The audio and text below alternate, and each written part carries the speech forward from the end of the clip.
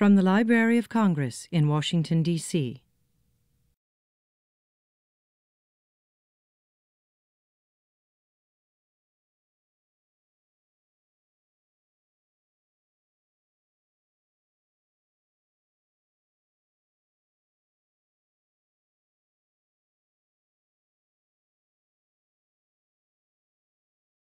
Well, good afternoon and welcome to the Library of Congress.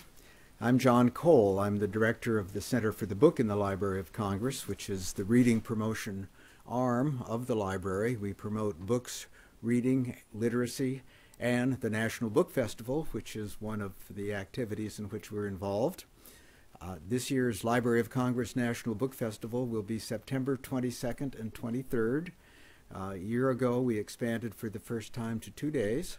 And we will be on the mall again and have well over 100 writers, illustrators, and poets on the mall, and that we're looking forward to that very much. One of the ways that we promote reading at the Library of Congress, in addition to the National Book Festival, are through these Books and Beyond talks. These talks are tied to a recently published book in each case, and each of these books, most of these books at least, are based on, at least in part, the resources of the Library of Congress. And so we think it's important to, as the Center for the Book, that we celebrate books, and that in particular we celebrate the connections between the collections of the Library of Congress and books. The Center for the Book was created by Daniel Borston when he was Librarian of Congress in 1977. And in addition to the book festival and these talks, we also have a new function I like to talk about very briefly. We opened 2 years ago, almost 3 years ago, the first Young Readers Center in the Library of Congress. It's not an official reading room, but it's a suite of beautiful rooms in the Jefferson Building that are aimed at under 16s, which is quite a remarkable development in the Library of Congress's history. It's the first such place that is set up as both a read-aloud area, internet connections, a meeting place for under 16s, as long as they're accompanied by an adult. And I hope that someday you will have a chance to take a look at it and to enjoy it and to see the kinds of collections that we have for young readers who we hope will turn out to be lifelong readers. This Books and Beyond series features the noontime talks, and we always have a book signing at the end. We are recording this presentation for a future webcast on the Library of Congress's site, where you can see several hundred of these webcasts with Books and Beyond, as well as with National Book Festival speakers. So I hope you will take a look. For this reason, I'd like you to turn off all things electronic, and also note that if you ask a question during our question and answer period session, that you are in fact giving your consent to be part of our webcast, and we thank you in advance. Our speaker today is Mark Ozer, a former professor of neurology at Georgetown Medical School, and currently a study group leader at the Ozer Lifelong Learning Institute at the American University. There, Mark has lectured extensively on the history of most of the great cities of the world. And out of this interest came a series of books on Washington, D.C. The first, entitled Washington, D.C. Politics and Place, was published in 2009, followed rapidly by Massachusetts Avenue in the Gilded Age, published in 2010, both by the History Press. And today, of course, we have Northwest Washington, D.C., Tales from West of the Park. Mark was born in Boston. He is a graduate of Harvard College with honors in history. He remains active in the National Capital's history community, including, of course, the History Society of Washington, the U.S. Capitol Historical Society, one I've never heard of, the Association of Oldest Inhabitants, and the McLean Gardens Association, and another one that I have heard of, which is the Cosmos Club. Please help me welcome Mark Ozer to talk about the topic of Northwest Washington, Tales from West of the Park. I love that subtitle.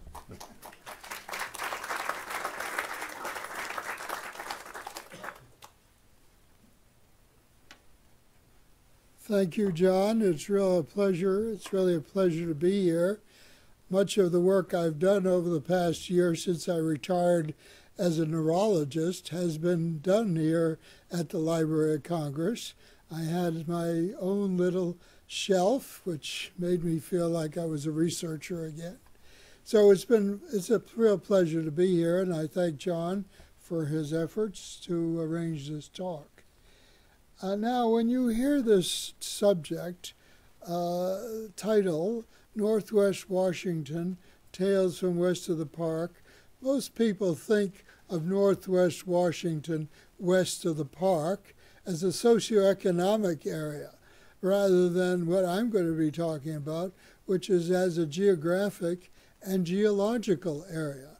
So it really has a fundamental difference from any other part of Washington, and that's what I'd like to focus on today.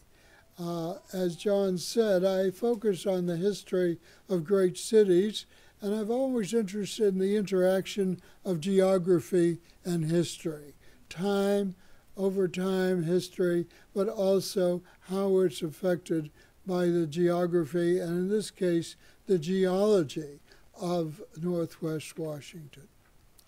When we think about it, Washington, D.C. started as on the coastal plain when L'Enfant laid out the city of Washington, which, as you know, is distinct from the District of Columbia. The original city, which was bound by Florida Avenue, is a coastal plain. But above that, as you know, there is an amphitheater of hills, and those hills are above the city and affected the character of how the city developed into the District of Columbia. On the east side of town, you have low, relatively easy hills to go up, whereas on the west, the hills are much higher and the ground is much harder. And the fact is that this is the fall line of this area, and that is where the Piedmont, that is the plateau leading from the mountains, the Appalachian Mountains, come down to the coastal plain. So this is the fall line, which affected so much of the early history of the English colonies, because it's at this point that ocean-going ships could come up the rivers and then had to be eventually transshipped to deal with going into the interior. And later on in the history of the United States, after independence, entire range of cities grew up along this fall line. Well, in this case, the fall line is right here. It's right in the District of Columbia. And Rock Creek, as it runs down, defines this fall line. To the east of Rock Creek is this lower area of coastal plain. To the west is this more rocky, more cliff-like, harder rock, which, as you can see on along the river, and the Great Falls and the Little Falls are the boundaries where the land falls down to the coastal plain. So that this is as far up as one could go, going up the river, or going up the Potomac River. Georgetown was a port that came about because of that. Of course, Alexandria was also a port, and Bladensburg was also a port. And Bladensburg was on the head of navigation of the Anacostia River, which, as you know, was called the Eastern Branch. It got its name, Anacostia River, somewhat later. So we're talking about the story of this geological characteristic, which defined the history of how development occurred within this area of the District of Columbia. Now, the first slide shows the road to Frederick via Georgetown, Tenleytown, and Rockville. So Georgetown was not only the head of navigation of the Potomac River. the harbor was the delta of Rock Creek, that little harbor, which of course has been obliterated by all the development. But not only was Georgetown the head of navigation, it was also the only place where you could cross the river easily. And the reason for that is because there's an island. It's called Theodore Roosevelt Island now, but it has had different names over the years. And most of the 18th century was called Mason's Island. It was owned by the Mason family. George Mason, of course, was the man who helped write the Bill of Rights and so forth. But the Mason family were large landowners, and they owned that island. And it was a very profitable island because not only was it farmed, but it was also, as you know, going to Theodore Roosevelt Island now, there's a very short bridge that you can take from the Virginia shore to the island. And then there was a ferry that went from the island across the Georgetown Channel to the Georgetown shore. So this was a place, the only place, the major north-south road in colonial era. So in 1754, when General Braddock was about to try to evict the French from Fort Duquesne in present-day Pittsburgh, he landed his troops in Alexandria, then marched them up that road, across that ferry, and up what became High Street, which is Wisconsin Avenue, up past what is now the National Cathedral, up along that road, and then eventually moved up to where he transferred going west up to Frederick and then to Rockville, which was then called Montgomery County Courthouse, and then on to the west. As you know, he was defeated at Fort Duquesne. George Washington was one of his aides, and George Washington was not killed, as was General Braddock, and George Washington went on to fight other wars, as we well know. In any event, this road then was one of the most important colonial roads. This road that goes across that ferry, up that street, and up onto the west. Eventually, it became part of the National Road. Remember, that road came about in the 1820s and 1830s. It was one of the first national activities, and it was the main road west. And as you go up Wisconsin Avenue today, and you go to Old Georgetown Road, which was the road that Braddock took, there's a statue of the Madonna of the Trail. And that was the road that those pioneers took to settle the Northwest Territory, the present-day states of Ohio, Indiana, Illinois, et cetera, et cetera. So that road has a lot of significance in the history of the development of the United States. But that's the road General Braddock took, and that's the road that defines Northwest Washington. Northwest Washington is High Street, Wisconsin Avenue, Connecticut Avenue, going up toward the north and to the west. Now, this is that Georgetown Ferry that I told you about. That island, the soldiers there, are members of the 1st Colored Soldiers Troop. They were bivouacked on Anacostan Island. I think it was still called Mason Island then.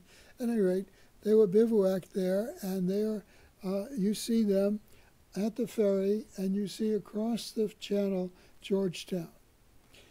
So this was the beginning of this whole area and of Georgetown, because, of course, Georgetown preceded the city of Washington. Now, Georgetown was the place that people lived, and this house, and I'm only talking about places that still exist, this is the Forrest house. Uriah Forrest was a Revolutionary War veteran. He and a fellow called Benjamin Stoddard, who was the first Secretary of the Navy, bought a very large piece of land from the Bell family. Now, the Bell family had bought this entire area, which they call the Rock of Dumbarton. Now, Dumbarton was the name of a rock in the River Clyde, and the founder of the family, Ninian Bell, had come to Maryland, had been actually an indentured servant, but became very prosperous, owned a large piece of land, and we now see the remnants of it with Dumbarton Oaks and Dumbarton Street and Dumbarton this and Dumbarton that. That's all from the Dumbarton Rock of Dumbarton from Ninian Bell. At any rate, one of his descendants sold a large piece of that land all the way along the west side of Rock Creek, and that was called Pretty Prospect. It was thousands of acres, I think, well, maybe hundreds of acres, but it was a large piece of land, and it was bought by Uriah Forrest and his partner because they thought things were going to go well with the new national capital. And that land was bought at a time when things looked good, but eventually Uriah Forrest found he couldn't, he nearly went bankrupt. In any event, he owned this house, and it was in this house that the actual arrangement was made between George Washington and the proprietors as to how the land was to be divided for building the seat of government in this coastal plain. And he was a very significant figure in Georgetown. And this house, now much modified, is the Embassy of Ukraine. It's still there on M Street, right near what is now called the Key Bridge.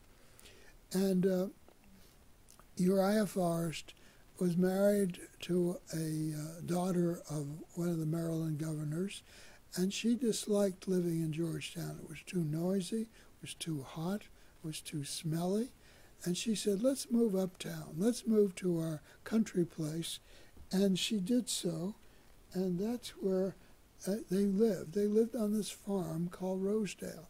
That farm is still there, and that farmhouse is still there, although it's been much modified. Indeed, I was reading somewhere that's on the market, so you could buy it. At any rate, Rosedale was their place, and they never lived down in Georgetown. They lived up here, up on the hill in Rosedale. Now, Rosedale's on Newark Street, between Newark and Ordway Street, right east of Wisconsin Avenue. It's still there, and it's a very large property given the fact that most other properties around it are quite small. And they lived there, and they added to it and so forth, and the family settled there. And they, of course, had all this land. They didn't know what to do with it. And so Uriah Forrest had a brother-in-law whose name was Philip Barton Key. Now, Barton Key was a wealthier man. He was married to another daughter of the Maryland governor, and he built Woodley House. He took over a large piece of the land that had been owned by Uriah Forrest, and he built Woodley House. Now, Woodley House, of course, is still there. It's much enlarged. It's now the Marais School, but it has its own very interesting history because it was the first of the gentlemen's estates that were built up on the hills. Because of the heat problem in Washington, people would move up there during the summer, and it was not only his home. Of course, he was the uncle of the famous Francis Scott Key, and Francis Scott Key actually worked in his office. They were both lawyers. But many of the presidents came up to live in Woodley House. They'd rent the house during the summers.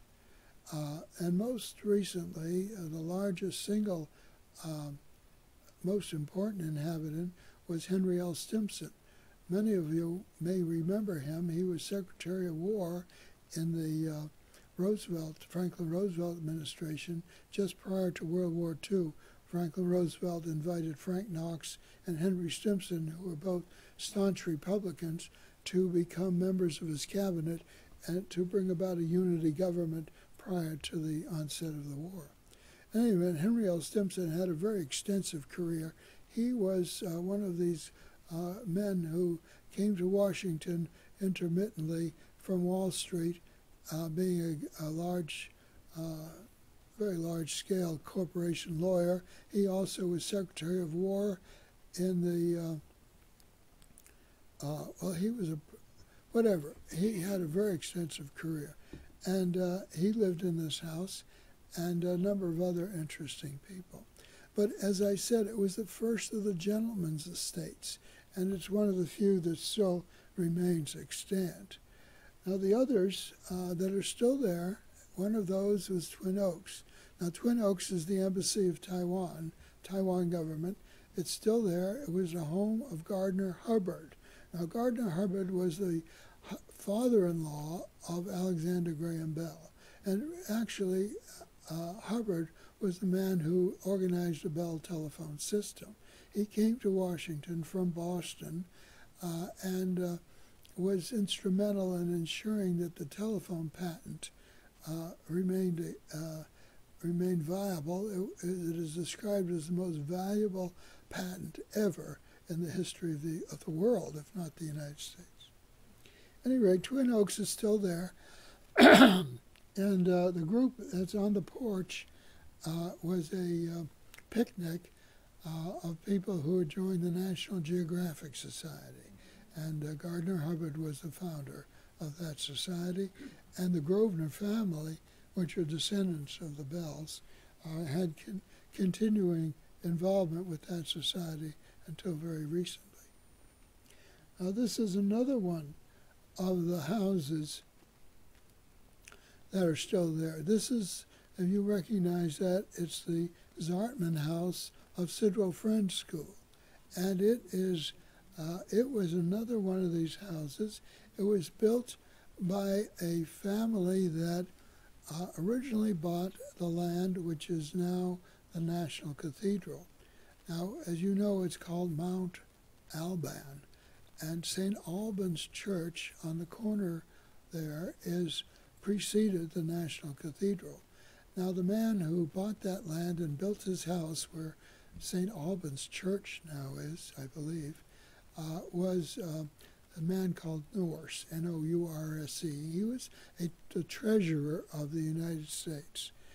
As you know, he's the man who signs on, his descendants who hold that office sign on the note, on the Federal Reserve note, the treasurer, not the secretary of the Treasury, the treasurer, and he was deposed when Andrew Jackson took over and got rid of all these Federalists. But he was the treasurer for many years. He owned that land. He built his house, and he named it after St. Alban. He was from Hertfordshire in England, where the famous Benedictine Abbey had been built, dedicated to St. Alban, who was the first British Christian saint.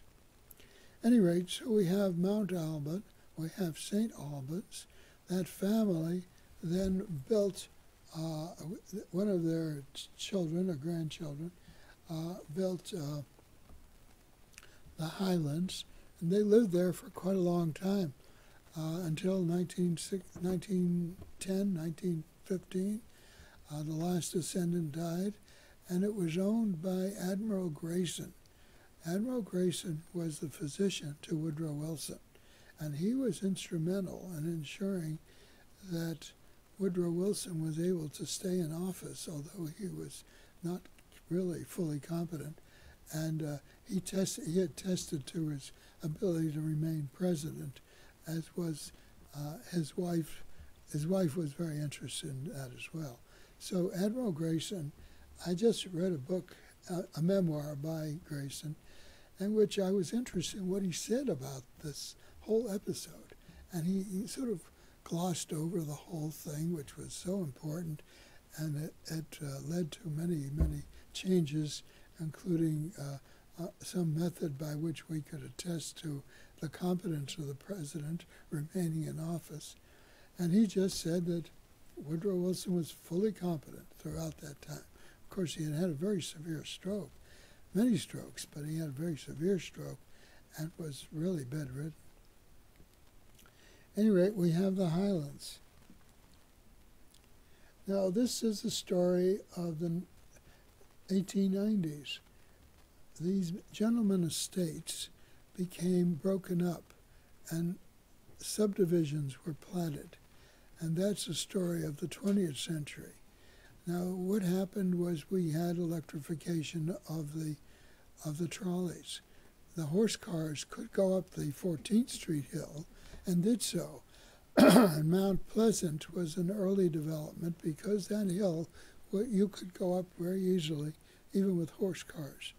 Whereas the western side, the hill was too steep, and they couldn't be developed into subdivisions and suburban development until the electric trolleys came in the 1890s. And this is a picture of the Capital Traction Company, which was the company that had been the successor to the first horse car system, which went from the Navy Yard on the east to Georgetown on the west on Pennsylvania Avenue. That was the very first in the 1860s. And then there were other transit systems, traction systems that were established. But this is what Capital Traction looked like at its height.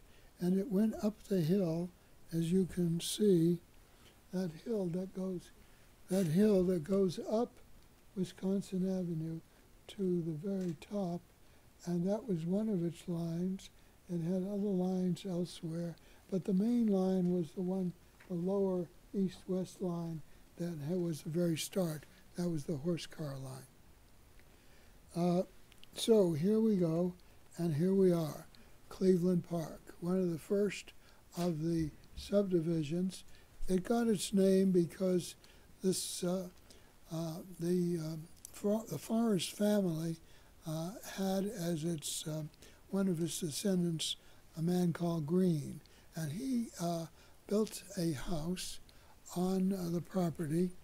It then was sold to Grover Cleveland when he married, during his first term, when he married his young wife, and they moved uptown to get away from the heat. And that house was called Red Top, and a portion of Red Top still exists as a gazebo in the garden of the Washington National Cathedral. So you can see a little piece of that right now. But that land was eventually sold to Francis Newland. Now, Francis Newland was a very interesting fellow. He was the son-in-law of the William Sharon, who owned a great deal of Nevada, particularly the Comstock Lode and a number of other things. And Francis Newland moved to Nevada. He was originally from the East. He moved to Nevada and married William Sharon's daughter, which helped a lot for his career. In any event, he had a very extensive career. He then became the representative for Nevada and the Nevada Democratic senator throughout most of the era we're talking about, from 1890s to later on. As you know, he was the head of the syndicate that bought land all up and down Connecticut Avenue, all the way up to, from Calvert Street, all the way up to Kensington, but included Chevy Chase, which was his development. He also built the streetcar line that went up Connecticut Avenue, which enabled its development. So Cleveland Park was developed by virtue of the streetcar line that went up from Calvert Street. It didn't cross Rock Creek where the Taft Bridge is now. Rather, it crossed from Calvert Street west to where the Sheraton Park Hotel used to be and so forth, where it still is, but it's called something different. It's the Marriott now. In any event, that streetcar line crossed Calvert Street Bridge, which is now the Ellington Bridge, and went all the way uptown, all the way to Chevy Chase Lake, and to Kensington eventually. In any event, that's the story of Cleveland Park. And Cleveland Park got its name because the land that Newlands bought had been part of the Cleveland home, the little farm that he had. The other properties that developed along Connecticut Avenue during the heady days before the Wall Street crash, the last of which was the Broadmoor. Now, the Broadmoor epitomized these buildings because it was very prodigious in the use of land. It pretended to be a resort and so forth. It's still there. It is still there. It was the first building that converted to co-op and has managed to maintain itself in good shape. So the Broadmoor and a number of other buildings grew up along Connecticut Avenue during the 1920s. Now, the only estate that remained after that was the Friendship Estate. Now, the Friendship Estate was that of the McLeans. Now, the McLean family came to Washington from Cincinnati. The founder of the dynasty was a boilermaker, and he built steamships on the Ohio River, which needed boilers. And he did very well. He owned the Cincinnati Enquirer, and of course his wife wanted to do better than Cincinnati, so she came to Washington to develop in terms of her social standing. Now, her son, John R. McLean, was kicked out of Harvard for I don't know what, probably cheating. But in any event, he was a very he played baseball for the Cincinnati Reds, which they also owned, and he came to Washington. He did very well. He married Emily Beale. Now, Emily Beale was the daughter of Ned Beale. Ned Beale had grown up around Washington. He went out west, and he was in the military, but he was there when gold was discovered. And he ended up by owning perhaps the largest piece of land in California. At any rate, he came east. Again, he bought Decatur House. And Decatur House, which is on Lafayette Park, is still there. It's owned by the National Trust for Historic Preservation, but the Beale family owned it until it became part of the National Trust. Now, the Beales were the social leaders, and Lafayette Park was the social center. And Henry Adams thought very ill of Emily Beale for marrying this this arriviste, this nouveau riche guy from Cincinnati, John McLean. But John McLean was a very shrewd businessman. He eventually bought the Washington Post, along with the Cincinnati Enquirer. He sort of was a big founder of the Washington Gas Light Company.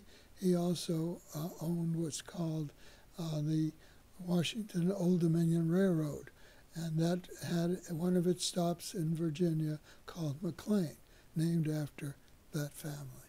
So they owned this Friendship Estate. This was their country house. They owned this land. They also had a mansion down on McPherson Square, which was north, a whole block north of Lafayette Park. But by moving up north, they set a new standard for where the social activities were to be. And Massachusetts Avenue and all these big mansions grew up north of Lafayette Park. And Henry Adams never forgave them for moving north, all the way up to I Street from H Street. In any event, they got John Russell Pope, who was just starting his practice, to fix up their house on McPherson Square. It was quite magnificent. It was designed almost completely for entertainment. And they had this country place, and they got John Russell Pope to fix that place up too. So this was their house up on Friendship. They called it Friendship. And that fountain that you see there is still the fountain you see in front of the McLean Gardens Administrative Building. That's still there. At any rate, Friendship Estate was famous for the McLeans, but also for Evalyn Walsh. McLean's son, only son, married Evalyn Walsh. And Nettie McLean, these were the two largest fortunes in Washington at the time. And of course, Evalyn Walsh was the daughter of Thomas Walsh, who had been a prospector, had not done very well until he discovered gold.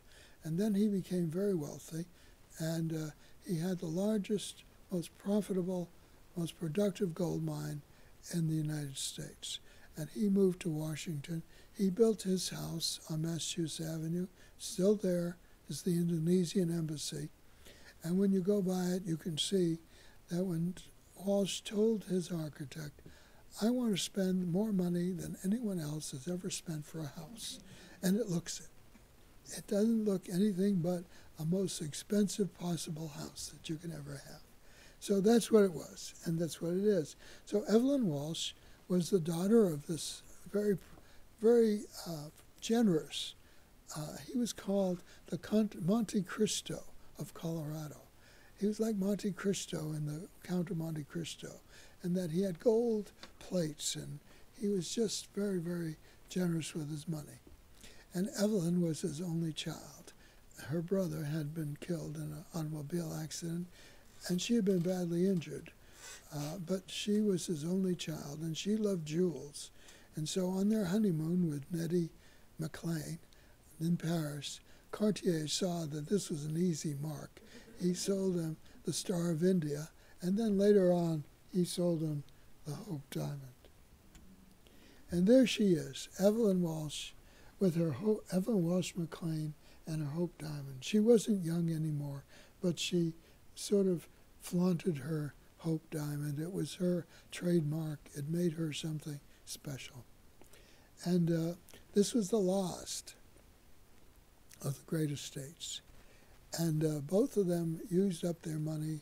They were both had difficulties. As you know, the Hope Diamond has a tradition of being very bad for its owners. And this case apparently was true. Their eldest son was killed on Wisconsin Avenue. He ran out of their gates and was killed by a car. God knows there may have been one car an hour on Wisconsin Avenue in those days, and they managed to kill him. It was a really tragic story. The family was away. The parents were at the Kentucky Derby, and their son was killed, despite all the servants that they had. At any rate, in 1942, the people, they were separated. Nettie McLean eventually died of alcoholism at Shepherd Pratt Hospital in Baltimore. They never divorced. He had, but she wouldn't give him a divorce, and all their money went up in smoke with lawyers' fees and everything else. And she lost out on the Washington Post. She wanted her children to inherit the Washington Post, but it went in a sale in a bankruptcy sale to Eugene Meyer. So in 1942, that became McLean Gardens, and as we started with the geology, we still have that geology. It hasn't changed. The fact is, when the Metro Rail came in, you notice that when you go down to DuPont Circle or Tenleytown or even Friendship Heights, you go way, way down on those escalators because that's a very steep hill. And in order to build the Metro, they had to go way, way down. And so as we go down those escalators, we can still recognize the geology that made Northwest Washington, west of the park, what it is today. Thank you very much.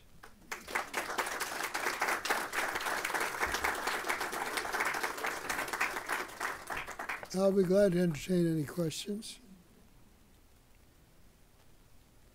Are you going to write about Anacostia news? Well, I have a book called Washington, D.C., East of the Park. And I'm very interested in getting a publisher, but they're not interested because they don't think there are many readers or book buyers east of the park. But I try to assure them that there are literate people even east of the park.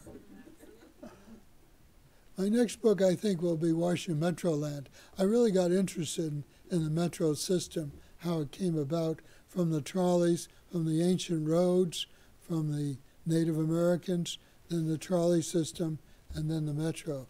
I really got interested in that, so I think that will be my next book. If I can find a publisher, I'll be going, I hope to talk about that sometime in the future.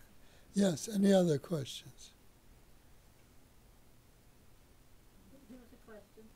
Where is it? Right here. Oh, yes, go ahead. It was nice that you were able to tie your books to buildings that were still standing. Did that make it difficult? Did it change the direction that you were taking in your research? Or?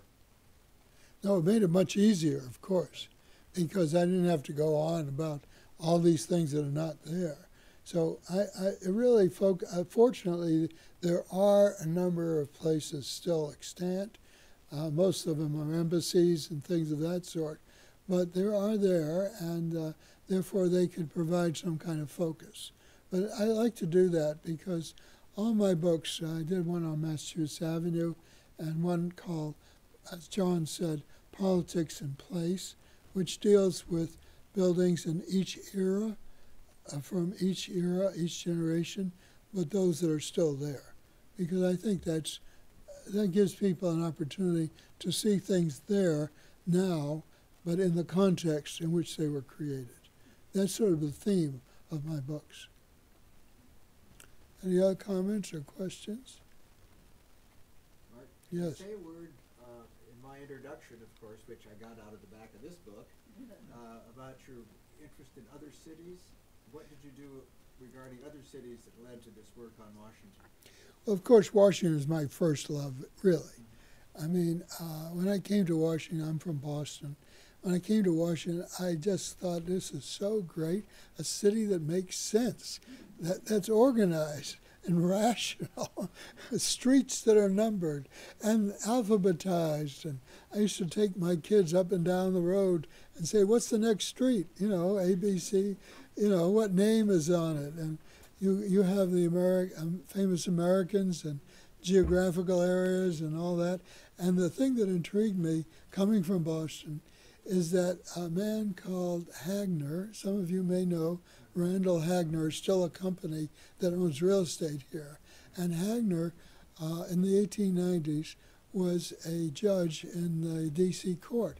And he visited Boston, and at that time they were talking about extending the street system beyond the original, alphabet.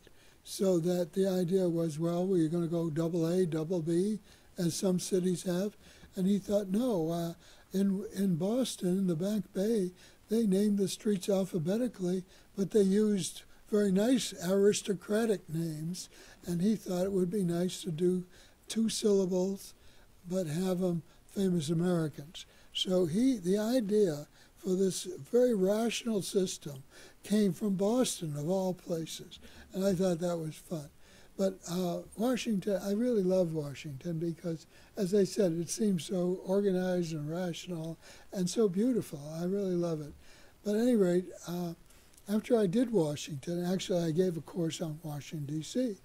And then I said, well, let's go to other cities in the same way. That is, choosing buildings that are still there that will reflect for Paris, London, Rome, et cetera, et cetera, et cetera.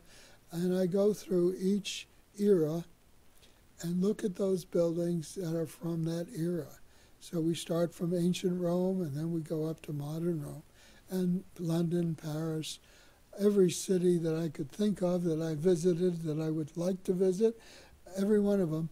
I'm doing Vienna now, and because of Vienna, I have to do music. Whereas when I go to Paris, we can go to the National Gallery and see the art, but when you go to Vienna, you have to do music. So I did Mozart in Vienna, and this next semester I'm doing Beethoven and the first half of the 19th century. And then I'm going to do Brahms and Vienna and the Franz Joseph era. At any rate, it's fun. I really enjoy it. It keeps me busy. It gets me up in the morning. and I'm also interested in the Civil War. So those of you who are interested can come and hear me on some other basis. Thank you so much. I guess I'm going to sign books now. Yes, you are. Okay. Thank you.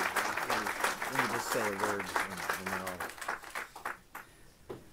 Well, thank you, Mark. I feel like I've got a whole bale full of gossip about Washington and its personalities and its people, and you did a wonderful job.